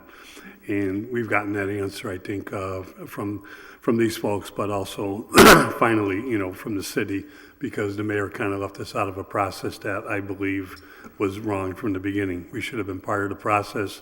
I sat on the original PEG access, if you remember, as president of this body, and I understood, and this body set up, we actually modeled it after Greenfield, but we modeled it as a not-for-profit corporation that would take the monies at the time, not the contract that the mayor more recently negotiated, but take the monies. We have an agreement. I'm going to publicly ask again, because every time I see you, I will publicly ask you that monies will continue to be funded to the public schools. And that should go without saying. Mike, that's where part of this money goes on an annual basis, which is the center that, you know, the schools at Holyoke High School, you know, run the media center and equipment and so what. And I think it may even fund part of one of the person's salaries, but that's going to change over the years. But I think the intent is that will continue to happen in some form or another. We have some agreements, and I think we have some gray areas that, you know, and I'm not going to say I'm 100% right here, but when we set up the original PEG access, we were required to inventory everything that was purchased. And a number of things were purchased, you know, for this building, for Holyoke High School, there was a small group across the street here that we helped out get going. I forget what they called themselves, but it was we were kind of a media production, you know, two-person that did a number of things. Did one of the sports thing for Holyoke David, if you remember that, about 10, 12 years ago. And the city literally owns, or the corporation literally owns what was purchased for them, but it was kept under a tight inventory. I believe, is Dave Martin still the accountant? Yes, he is. Dave's been the accountant. We all know David from the get-go, and I think David certainly can provide us insight as we need it. There's some discussion at the Finance Committee, which is not for tonight, about the future of what is the city's role in accountability, because the mayor does negotiate the contract. Future mayors will negotiate the contract with the cable company in terms of what monies come in. The memorandum of understanding says that this group, as it's evolving into the future group, is the group that's going to have the bulk of that money and be responsible for it. But I think there has to be some set accountabilities in terms of the way the money is funneled through and the way it is spent. The state's going to audit the group also, which we understand. And the state, as our acting auditor has told us, is also trying to redesign, you know, what the municipalities, what the course for municipalities will be. Now, I want to get back to that inventory question, and thank you guys for coming in again, and thank you for what you're doing, because overall, I believe it's the correct thing to do, and I think it's an important thing to do for all the residents, and I like the way you're doing it. HEDIC is a quasi-portion, like quasi-body of the city, like gas and electric, like the water department. like a number of things, the sewer plant itself. And, HEDIC didn't want necessarily to own that building for themselves, but purchased it for two reasons. One, the city, under Mayor Sullivan, wanted a place for the planning board outside of this building next door to us. And two, HEDIC was allowed to purchase it for the purpose of marketing industrial purposes for what they serve. HEDIC no longer needed it. I think we negotiated a fair price, and at your request, we renegotiated, and I think it came out to good for both bodies. If Holyoke Media, this is my only question tonight, decides that they no longer want that building, do we agree that building comes back to the city?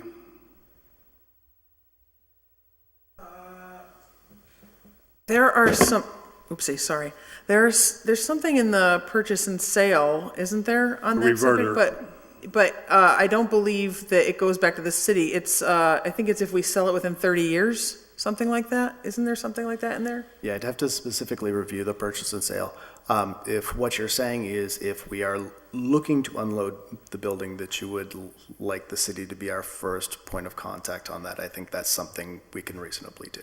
Well, there's some reverter stuff that I believe should be there. Yeah, Because I yes, sat in there the is. body negotiated, and the city does it routinely.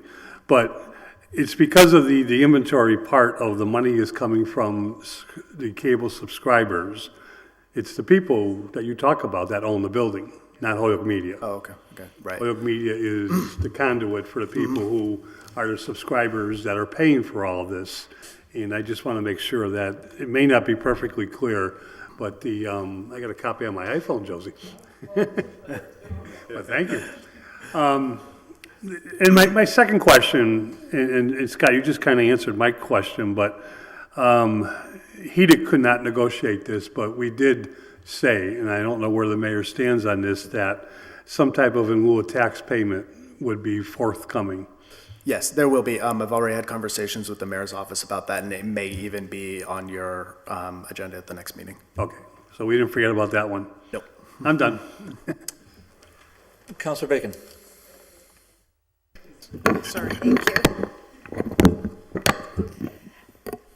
I just wanted to make a broad comment and a specific comment. First of all, I was very happy to hear there's that much money in the account because as I've heard rumors throughout the years, there were other accounts where the money went away. So I'm happy to hear that big balance was still in the account 2, 3, 5 years later because it means it was taken care of and it will go for the purpose for which it's intended.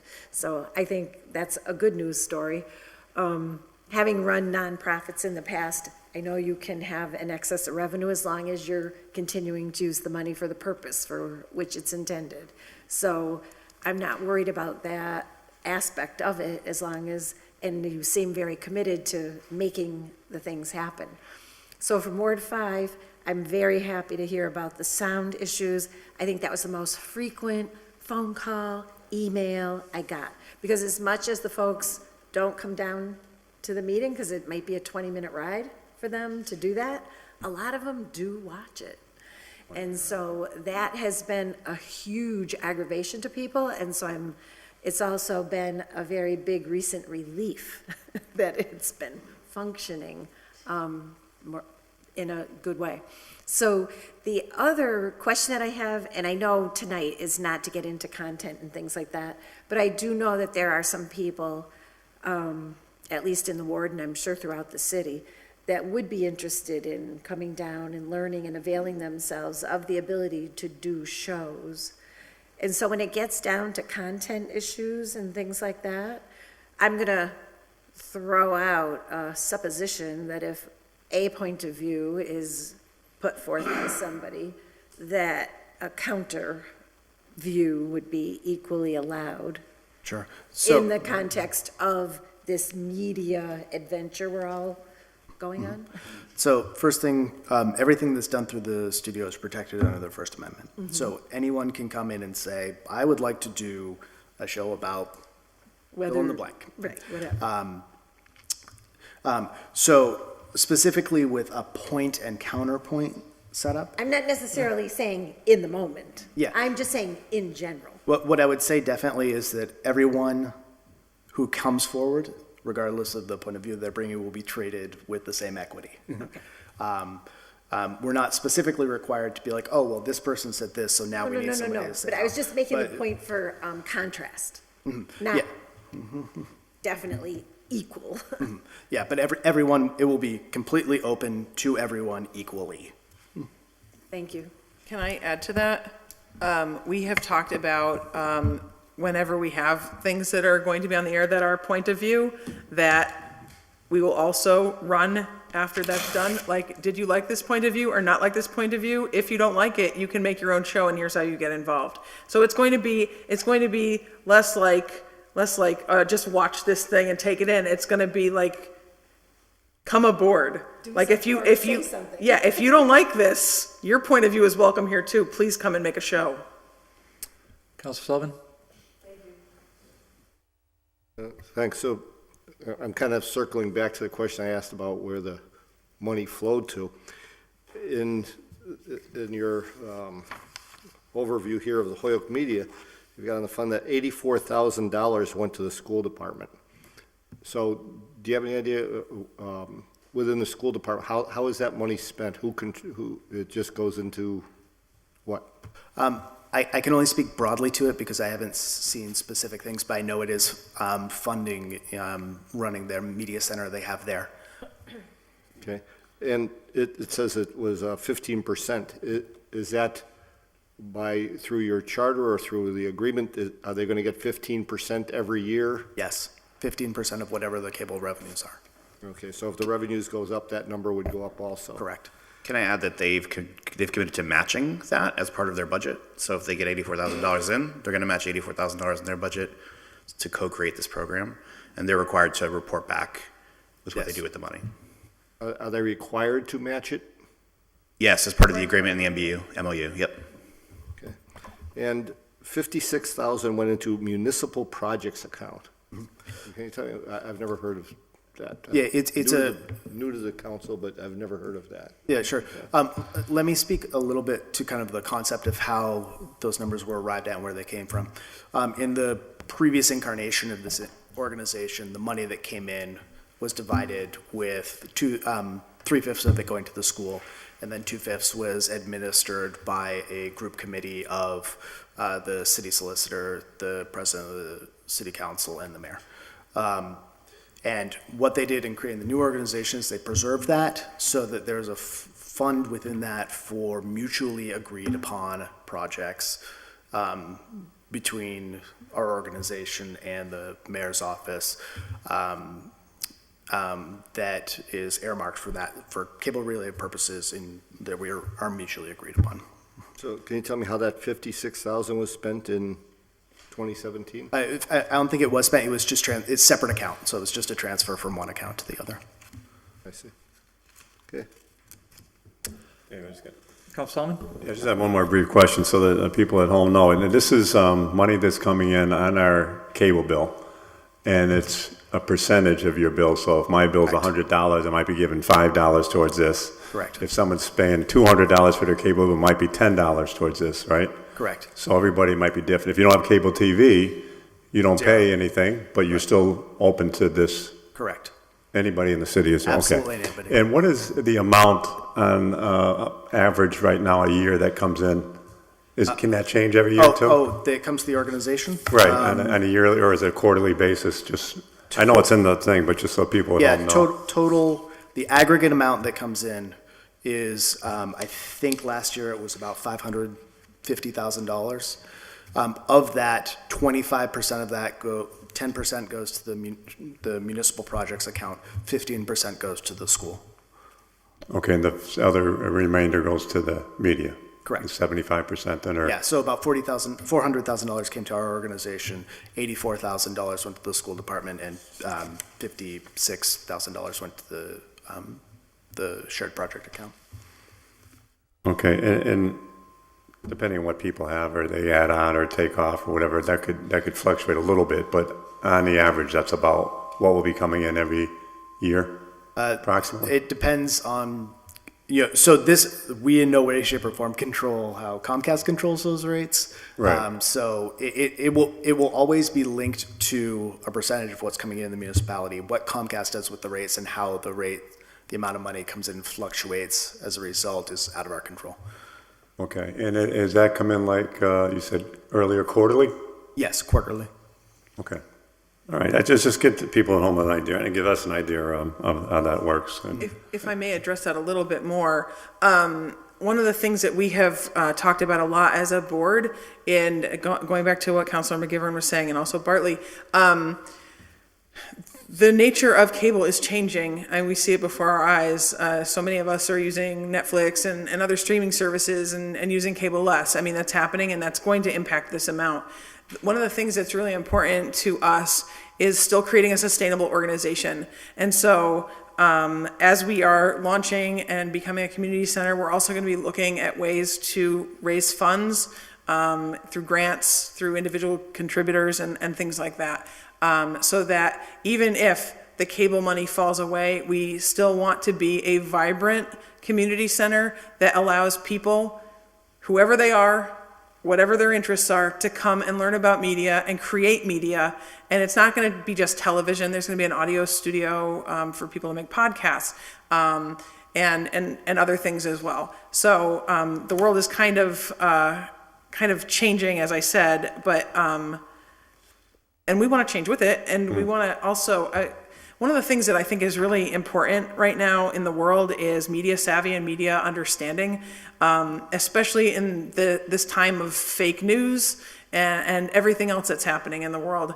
And what better way than help people learn about media is to help them create it, especially young people. So obviously the programs that are happening at the high school will continue, but young people who are not at the high school and or are at the high school and want to do more will also be very welcome in this community center. okay, one last question, and I know when you get up and running and you let people know, and part of it is through this, but will you do some type of advertising or mailing to the people in the city, letting everybody know this is what's available and this is when we're going to start it up? Yeah, absolutely. I mean, we're in the process right now of redoing the website so that when people come, they find really easily accessible information about what we do. And certainly, once we're a more fully formed organization, we'll be marketing that as well. Okay, appreciate that. Councilor Allen? Thank you. The statement I was making before is that, Scott, perhaps it would be helpful if you could email the annual report or a PDF of it or something like that to Ryan Allen, and then he can distribute it to all of us. I think that it's going to be more prone to folks taking a look at it if it's done that way instead of directing folks to a website or a web page for the state. Sure. So that way people have it in front of them. And as Councilor McGivern said, on their iPhones. The second thing is if you could just remind folks, especially for those that are listening at home, how long this MOU is for, this Memo of Understanding with Comcast, which is now Xfinity, but just so that folks have an idea of what the consistency of these funds is going to be. Yeah, sure. So 2 separate contracts. The municipal cable contract was signed in 2014. It's a 10-year cable contract. That dictates out what percentage of the cable funds will be withheld for local cable uses. The agreement we have with the city runs parallel with that.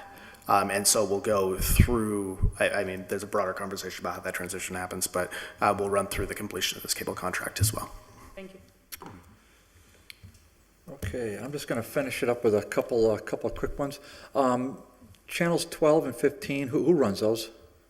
So right now, all the equipment was installed over at the schools a number of years ago, so the signals are originated from there. The school department is still controlling playout on channel 12 and has been handing off the playout on channel 15 to me. So channel 15, you're doing that, channel 15, okay. Yeah. One quick comment. Constituents ask why they like to have the councilors put in some kind of sequential order. So we have 7 wards and then 6 at large. And right now the councilors are listed at Ward 1, then it goes to Ward 7. Then you take a 5-minute break And so if you could make a consistent flow. I can do that. That'd be nice. Channel 23, and we're Yeah. we're gonna get a little bit more into content. Maybe 6 months from now. Maybe another counselor file an order 6 months from now, 12 months from now, and we can talk about content. We're not talking content tonight.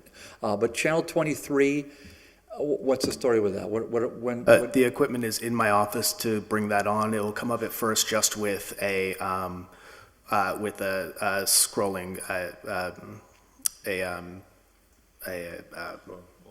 thank you, bulletin board. Thank you. Because we'll be redoing all of the video broadcasting equipment as a part of the rebuilding of the facility. So we'll be lighting it up within the next 2 weeks, I would hope.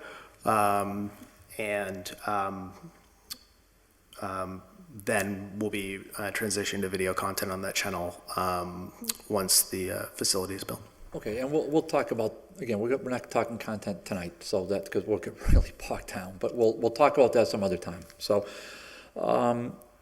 you're a private nonprofit. Correct. And running the Holyoke Media. Are your board meetings going to be broadcast? That's a great question. Presently, it's not in the plan. We're a private nonprofit, but what I will say definitively is they will all be publicly open to the public. All of our minutes will be on. They'll be posted and such. Why not? Why not? Because to me, it's I love the irony of it. Mm-hmm. I've said it in this body before. When we had the PEG access, I said, "Why can't I got laughed at? My ex-counselors laughed at. We have a public." I mean, you're doing public television, basically. Mm-hmm. I know it's not public, but it's basically public television, and you're not.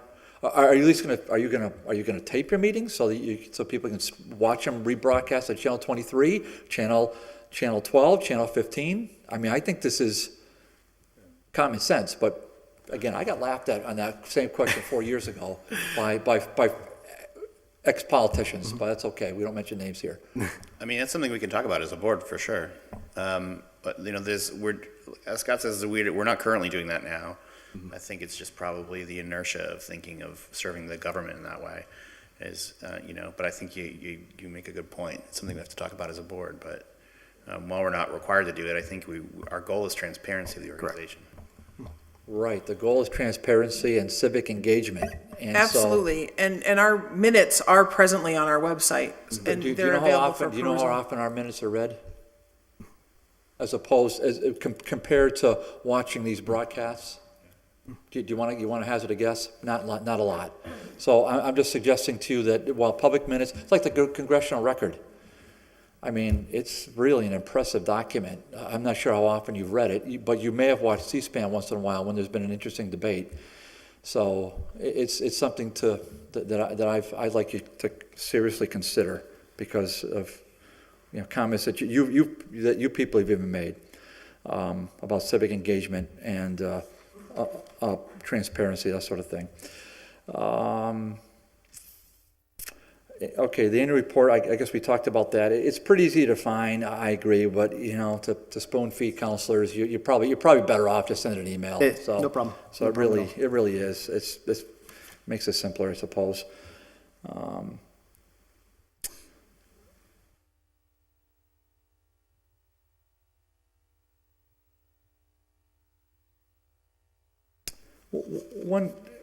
One question, I was good to hear about podcasts. What about will Holyoke Media have anything to do with we heard Johan Vega's name mentioned. Will we have anything to do with radio of any sort? Will there be any kind of content? So for example, I think the city of Westfield, they have a pretty regular radio. Does HAMP have it? Does HAMP have a radio program? There's a low power FM station called Valley Free Radio, which is located in Florence, Mass, Northampton, and that's not technically a Northampton community station. It serves a wider range than that, but those are the people that we do some support and work with in Northampton. We're looking at some broad podcasting possibilities in our organization, and Scott can speak to Well, plans so, here. so the reason I ask, it used, I mean, so those that are old school, I mean, Holyoke has basically one radio station, which is WCCH. So, I mean, you can probably get in East Hampton and maybe in Northampton, but not a whole lot. And it was kind of nice back in the old school days when, say, Holyoke High football games were broadcast on the radio, and maybe you guys can even film them when they're live on channels 23 or 12 or however you propose to do that. But I always thought it'd be kind of nice to have, for those that do listen to radio a lot, I always thought it'd be nice to have a component like that, as opposed to just, listening to your computer. I know that people do that a lot, but it'd be nice if there was actual radio station that could be, reached by Holyoke citizens that don't necessarily watch a lot of TV, that would. Yeah, absolutely. So just to expand on that, before coming down here, I was running the station in Greenfield, and we administered a low-power radio station as a part of the cable access station there. Now, the ability to get a low-power frequency is all regulated by the FCC, and it has to do with booking windows and so on and so forth. So who knows when those will come available again. What I can say definitively is I've already had a number of conversations with the folks up at HCC in the radio station there about ways we can work together. Well, that's good news. And I'm glad HCC has one. If we're gonna go this route, I'd be interested. Again, low power. I mean, we're not gonna be WBZ. Yeah, I think for their heaven's station is sakes. 10 watts maybe. Okay, so right. I mean, just the Holyoke residents, maybe Willimantic, we get it. But I'd be curious as to what your thoughts were on that, and we can discuss that further down the road. Employee contracts. Al, do your employees have contracts? They're at-will employees. Oh, they're at-will employees, okay.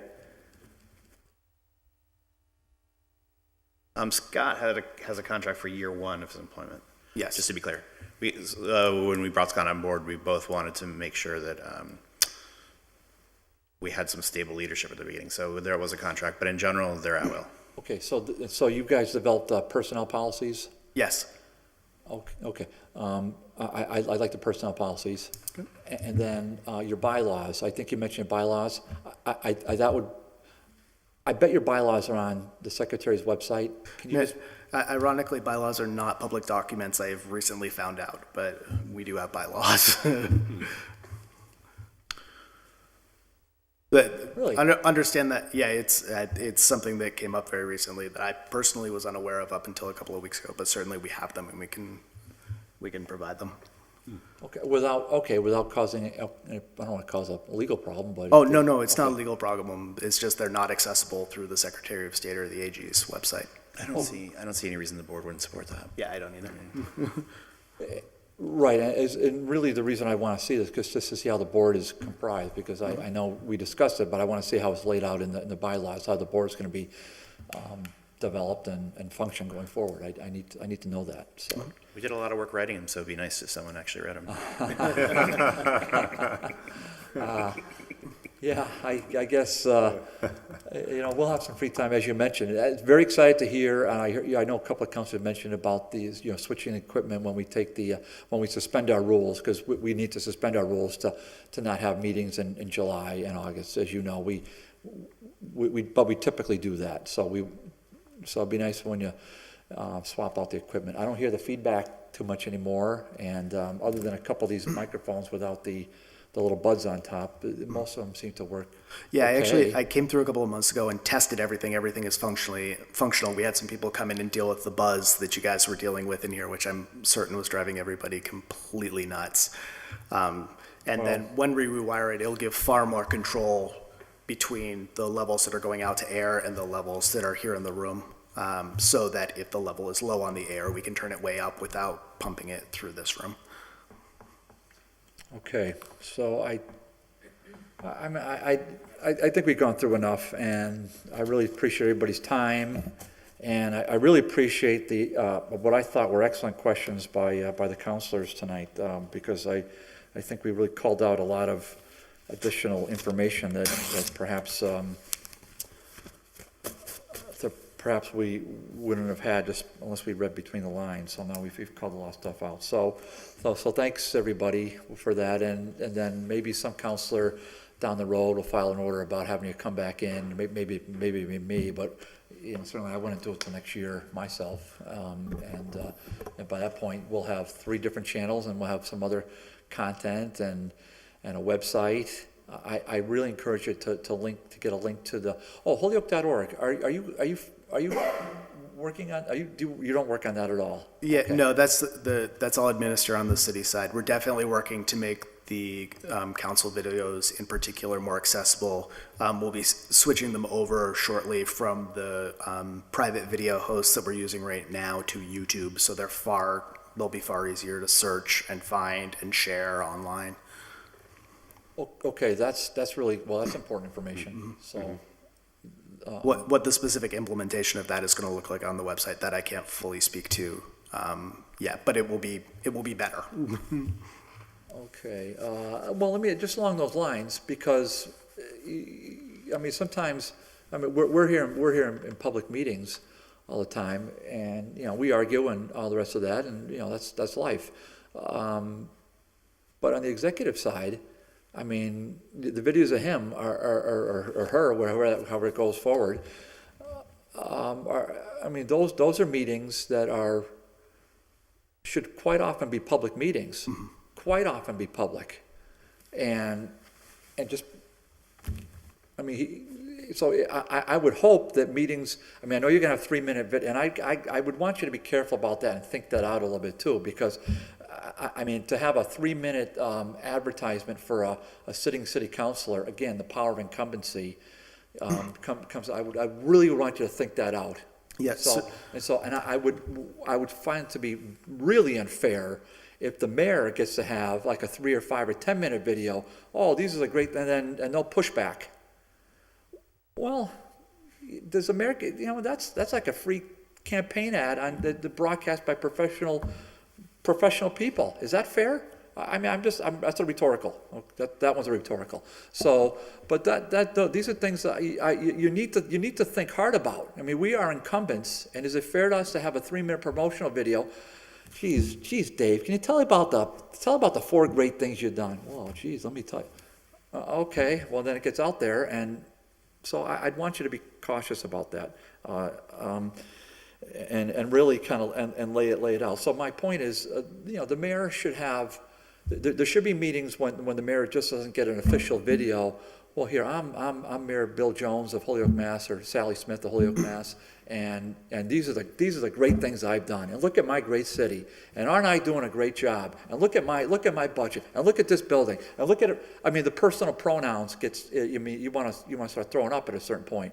But it's not fair that the mayor's meetings aren't broadcast just like ours aren't. And here we are having our battles. But, you know, we don't get to see his battles and see him in a different kind of a light. So I'm going to ask you to sort of consider, I don't have the answer for that, Al. That's why these are rhetorical comments. But you guys are the experts, and you can just for your consideration. Yeah, we'll certainly have policies around how politicians are shown, worked with through video, in particular around election season. I mean, there will be very, very specific guidelines. And there are there's the city clerk, there are city treasurer, and Yes. the mayor. So you might also think about city council appointees. What about our appointees, or what are the mayor? What about the other affiliated departments? Holyoke Housing Authority. It's a really important board. Really important board, has a fair amount of power, as I pointed out at our last city council meeting, if people weren't falling asleep, but if they watch the video, they can watch this very powerful board. They can do a lot of things. They can really undermine city council votes, which is what happened.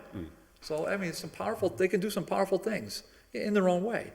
So these are things that if you guys are gonna broadcast meetings, it shouldn't just be the city council and our little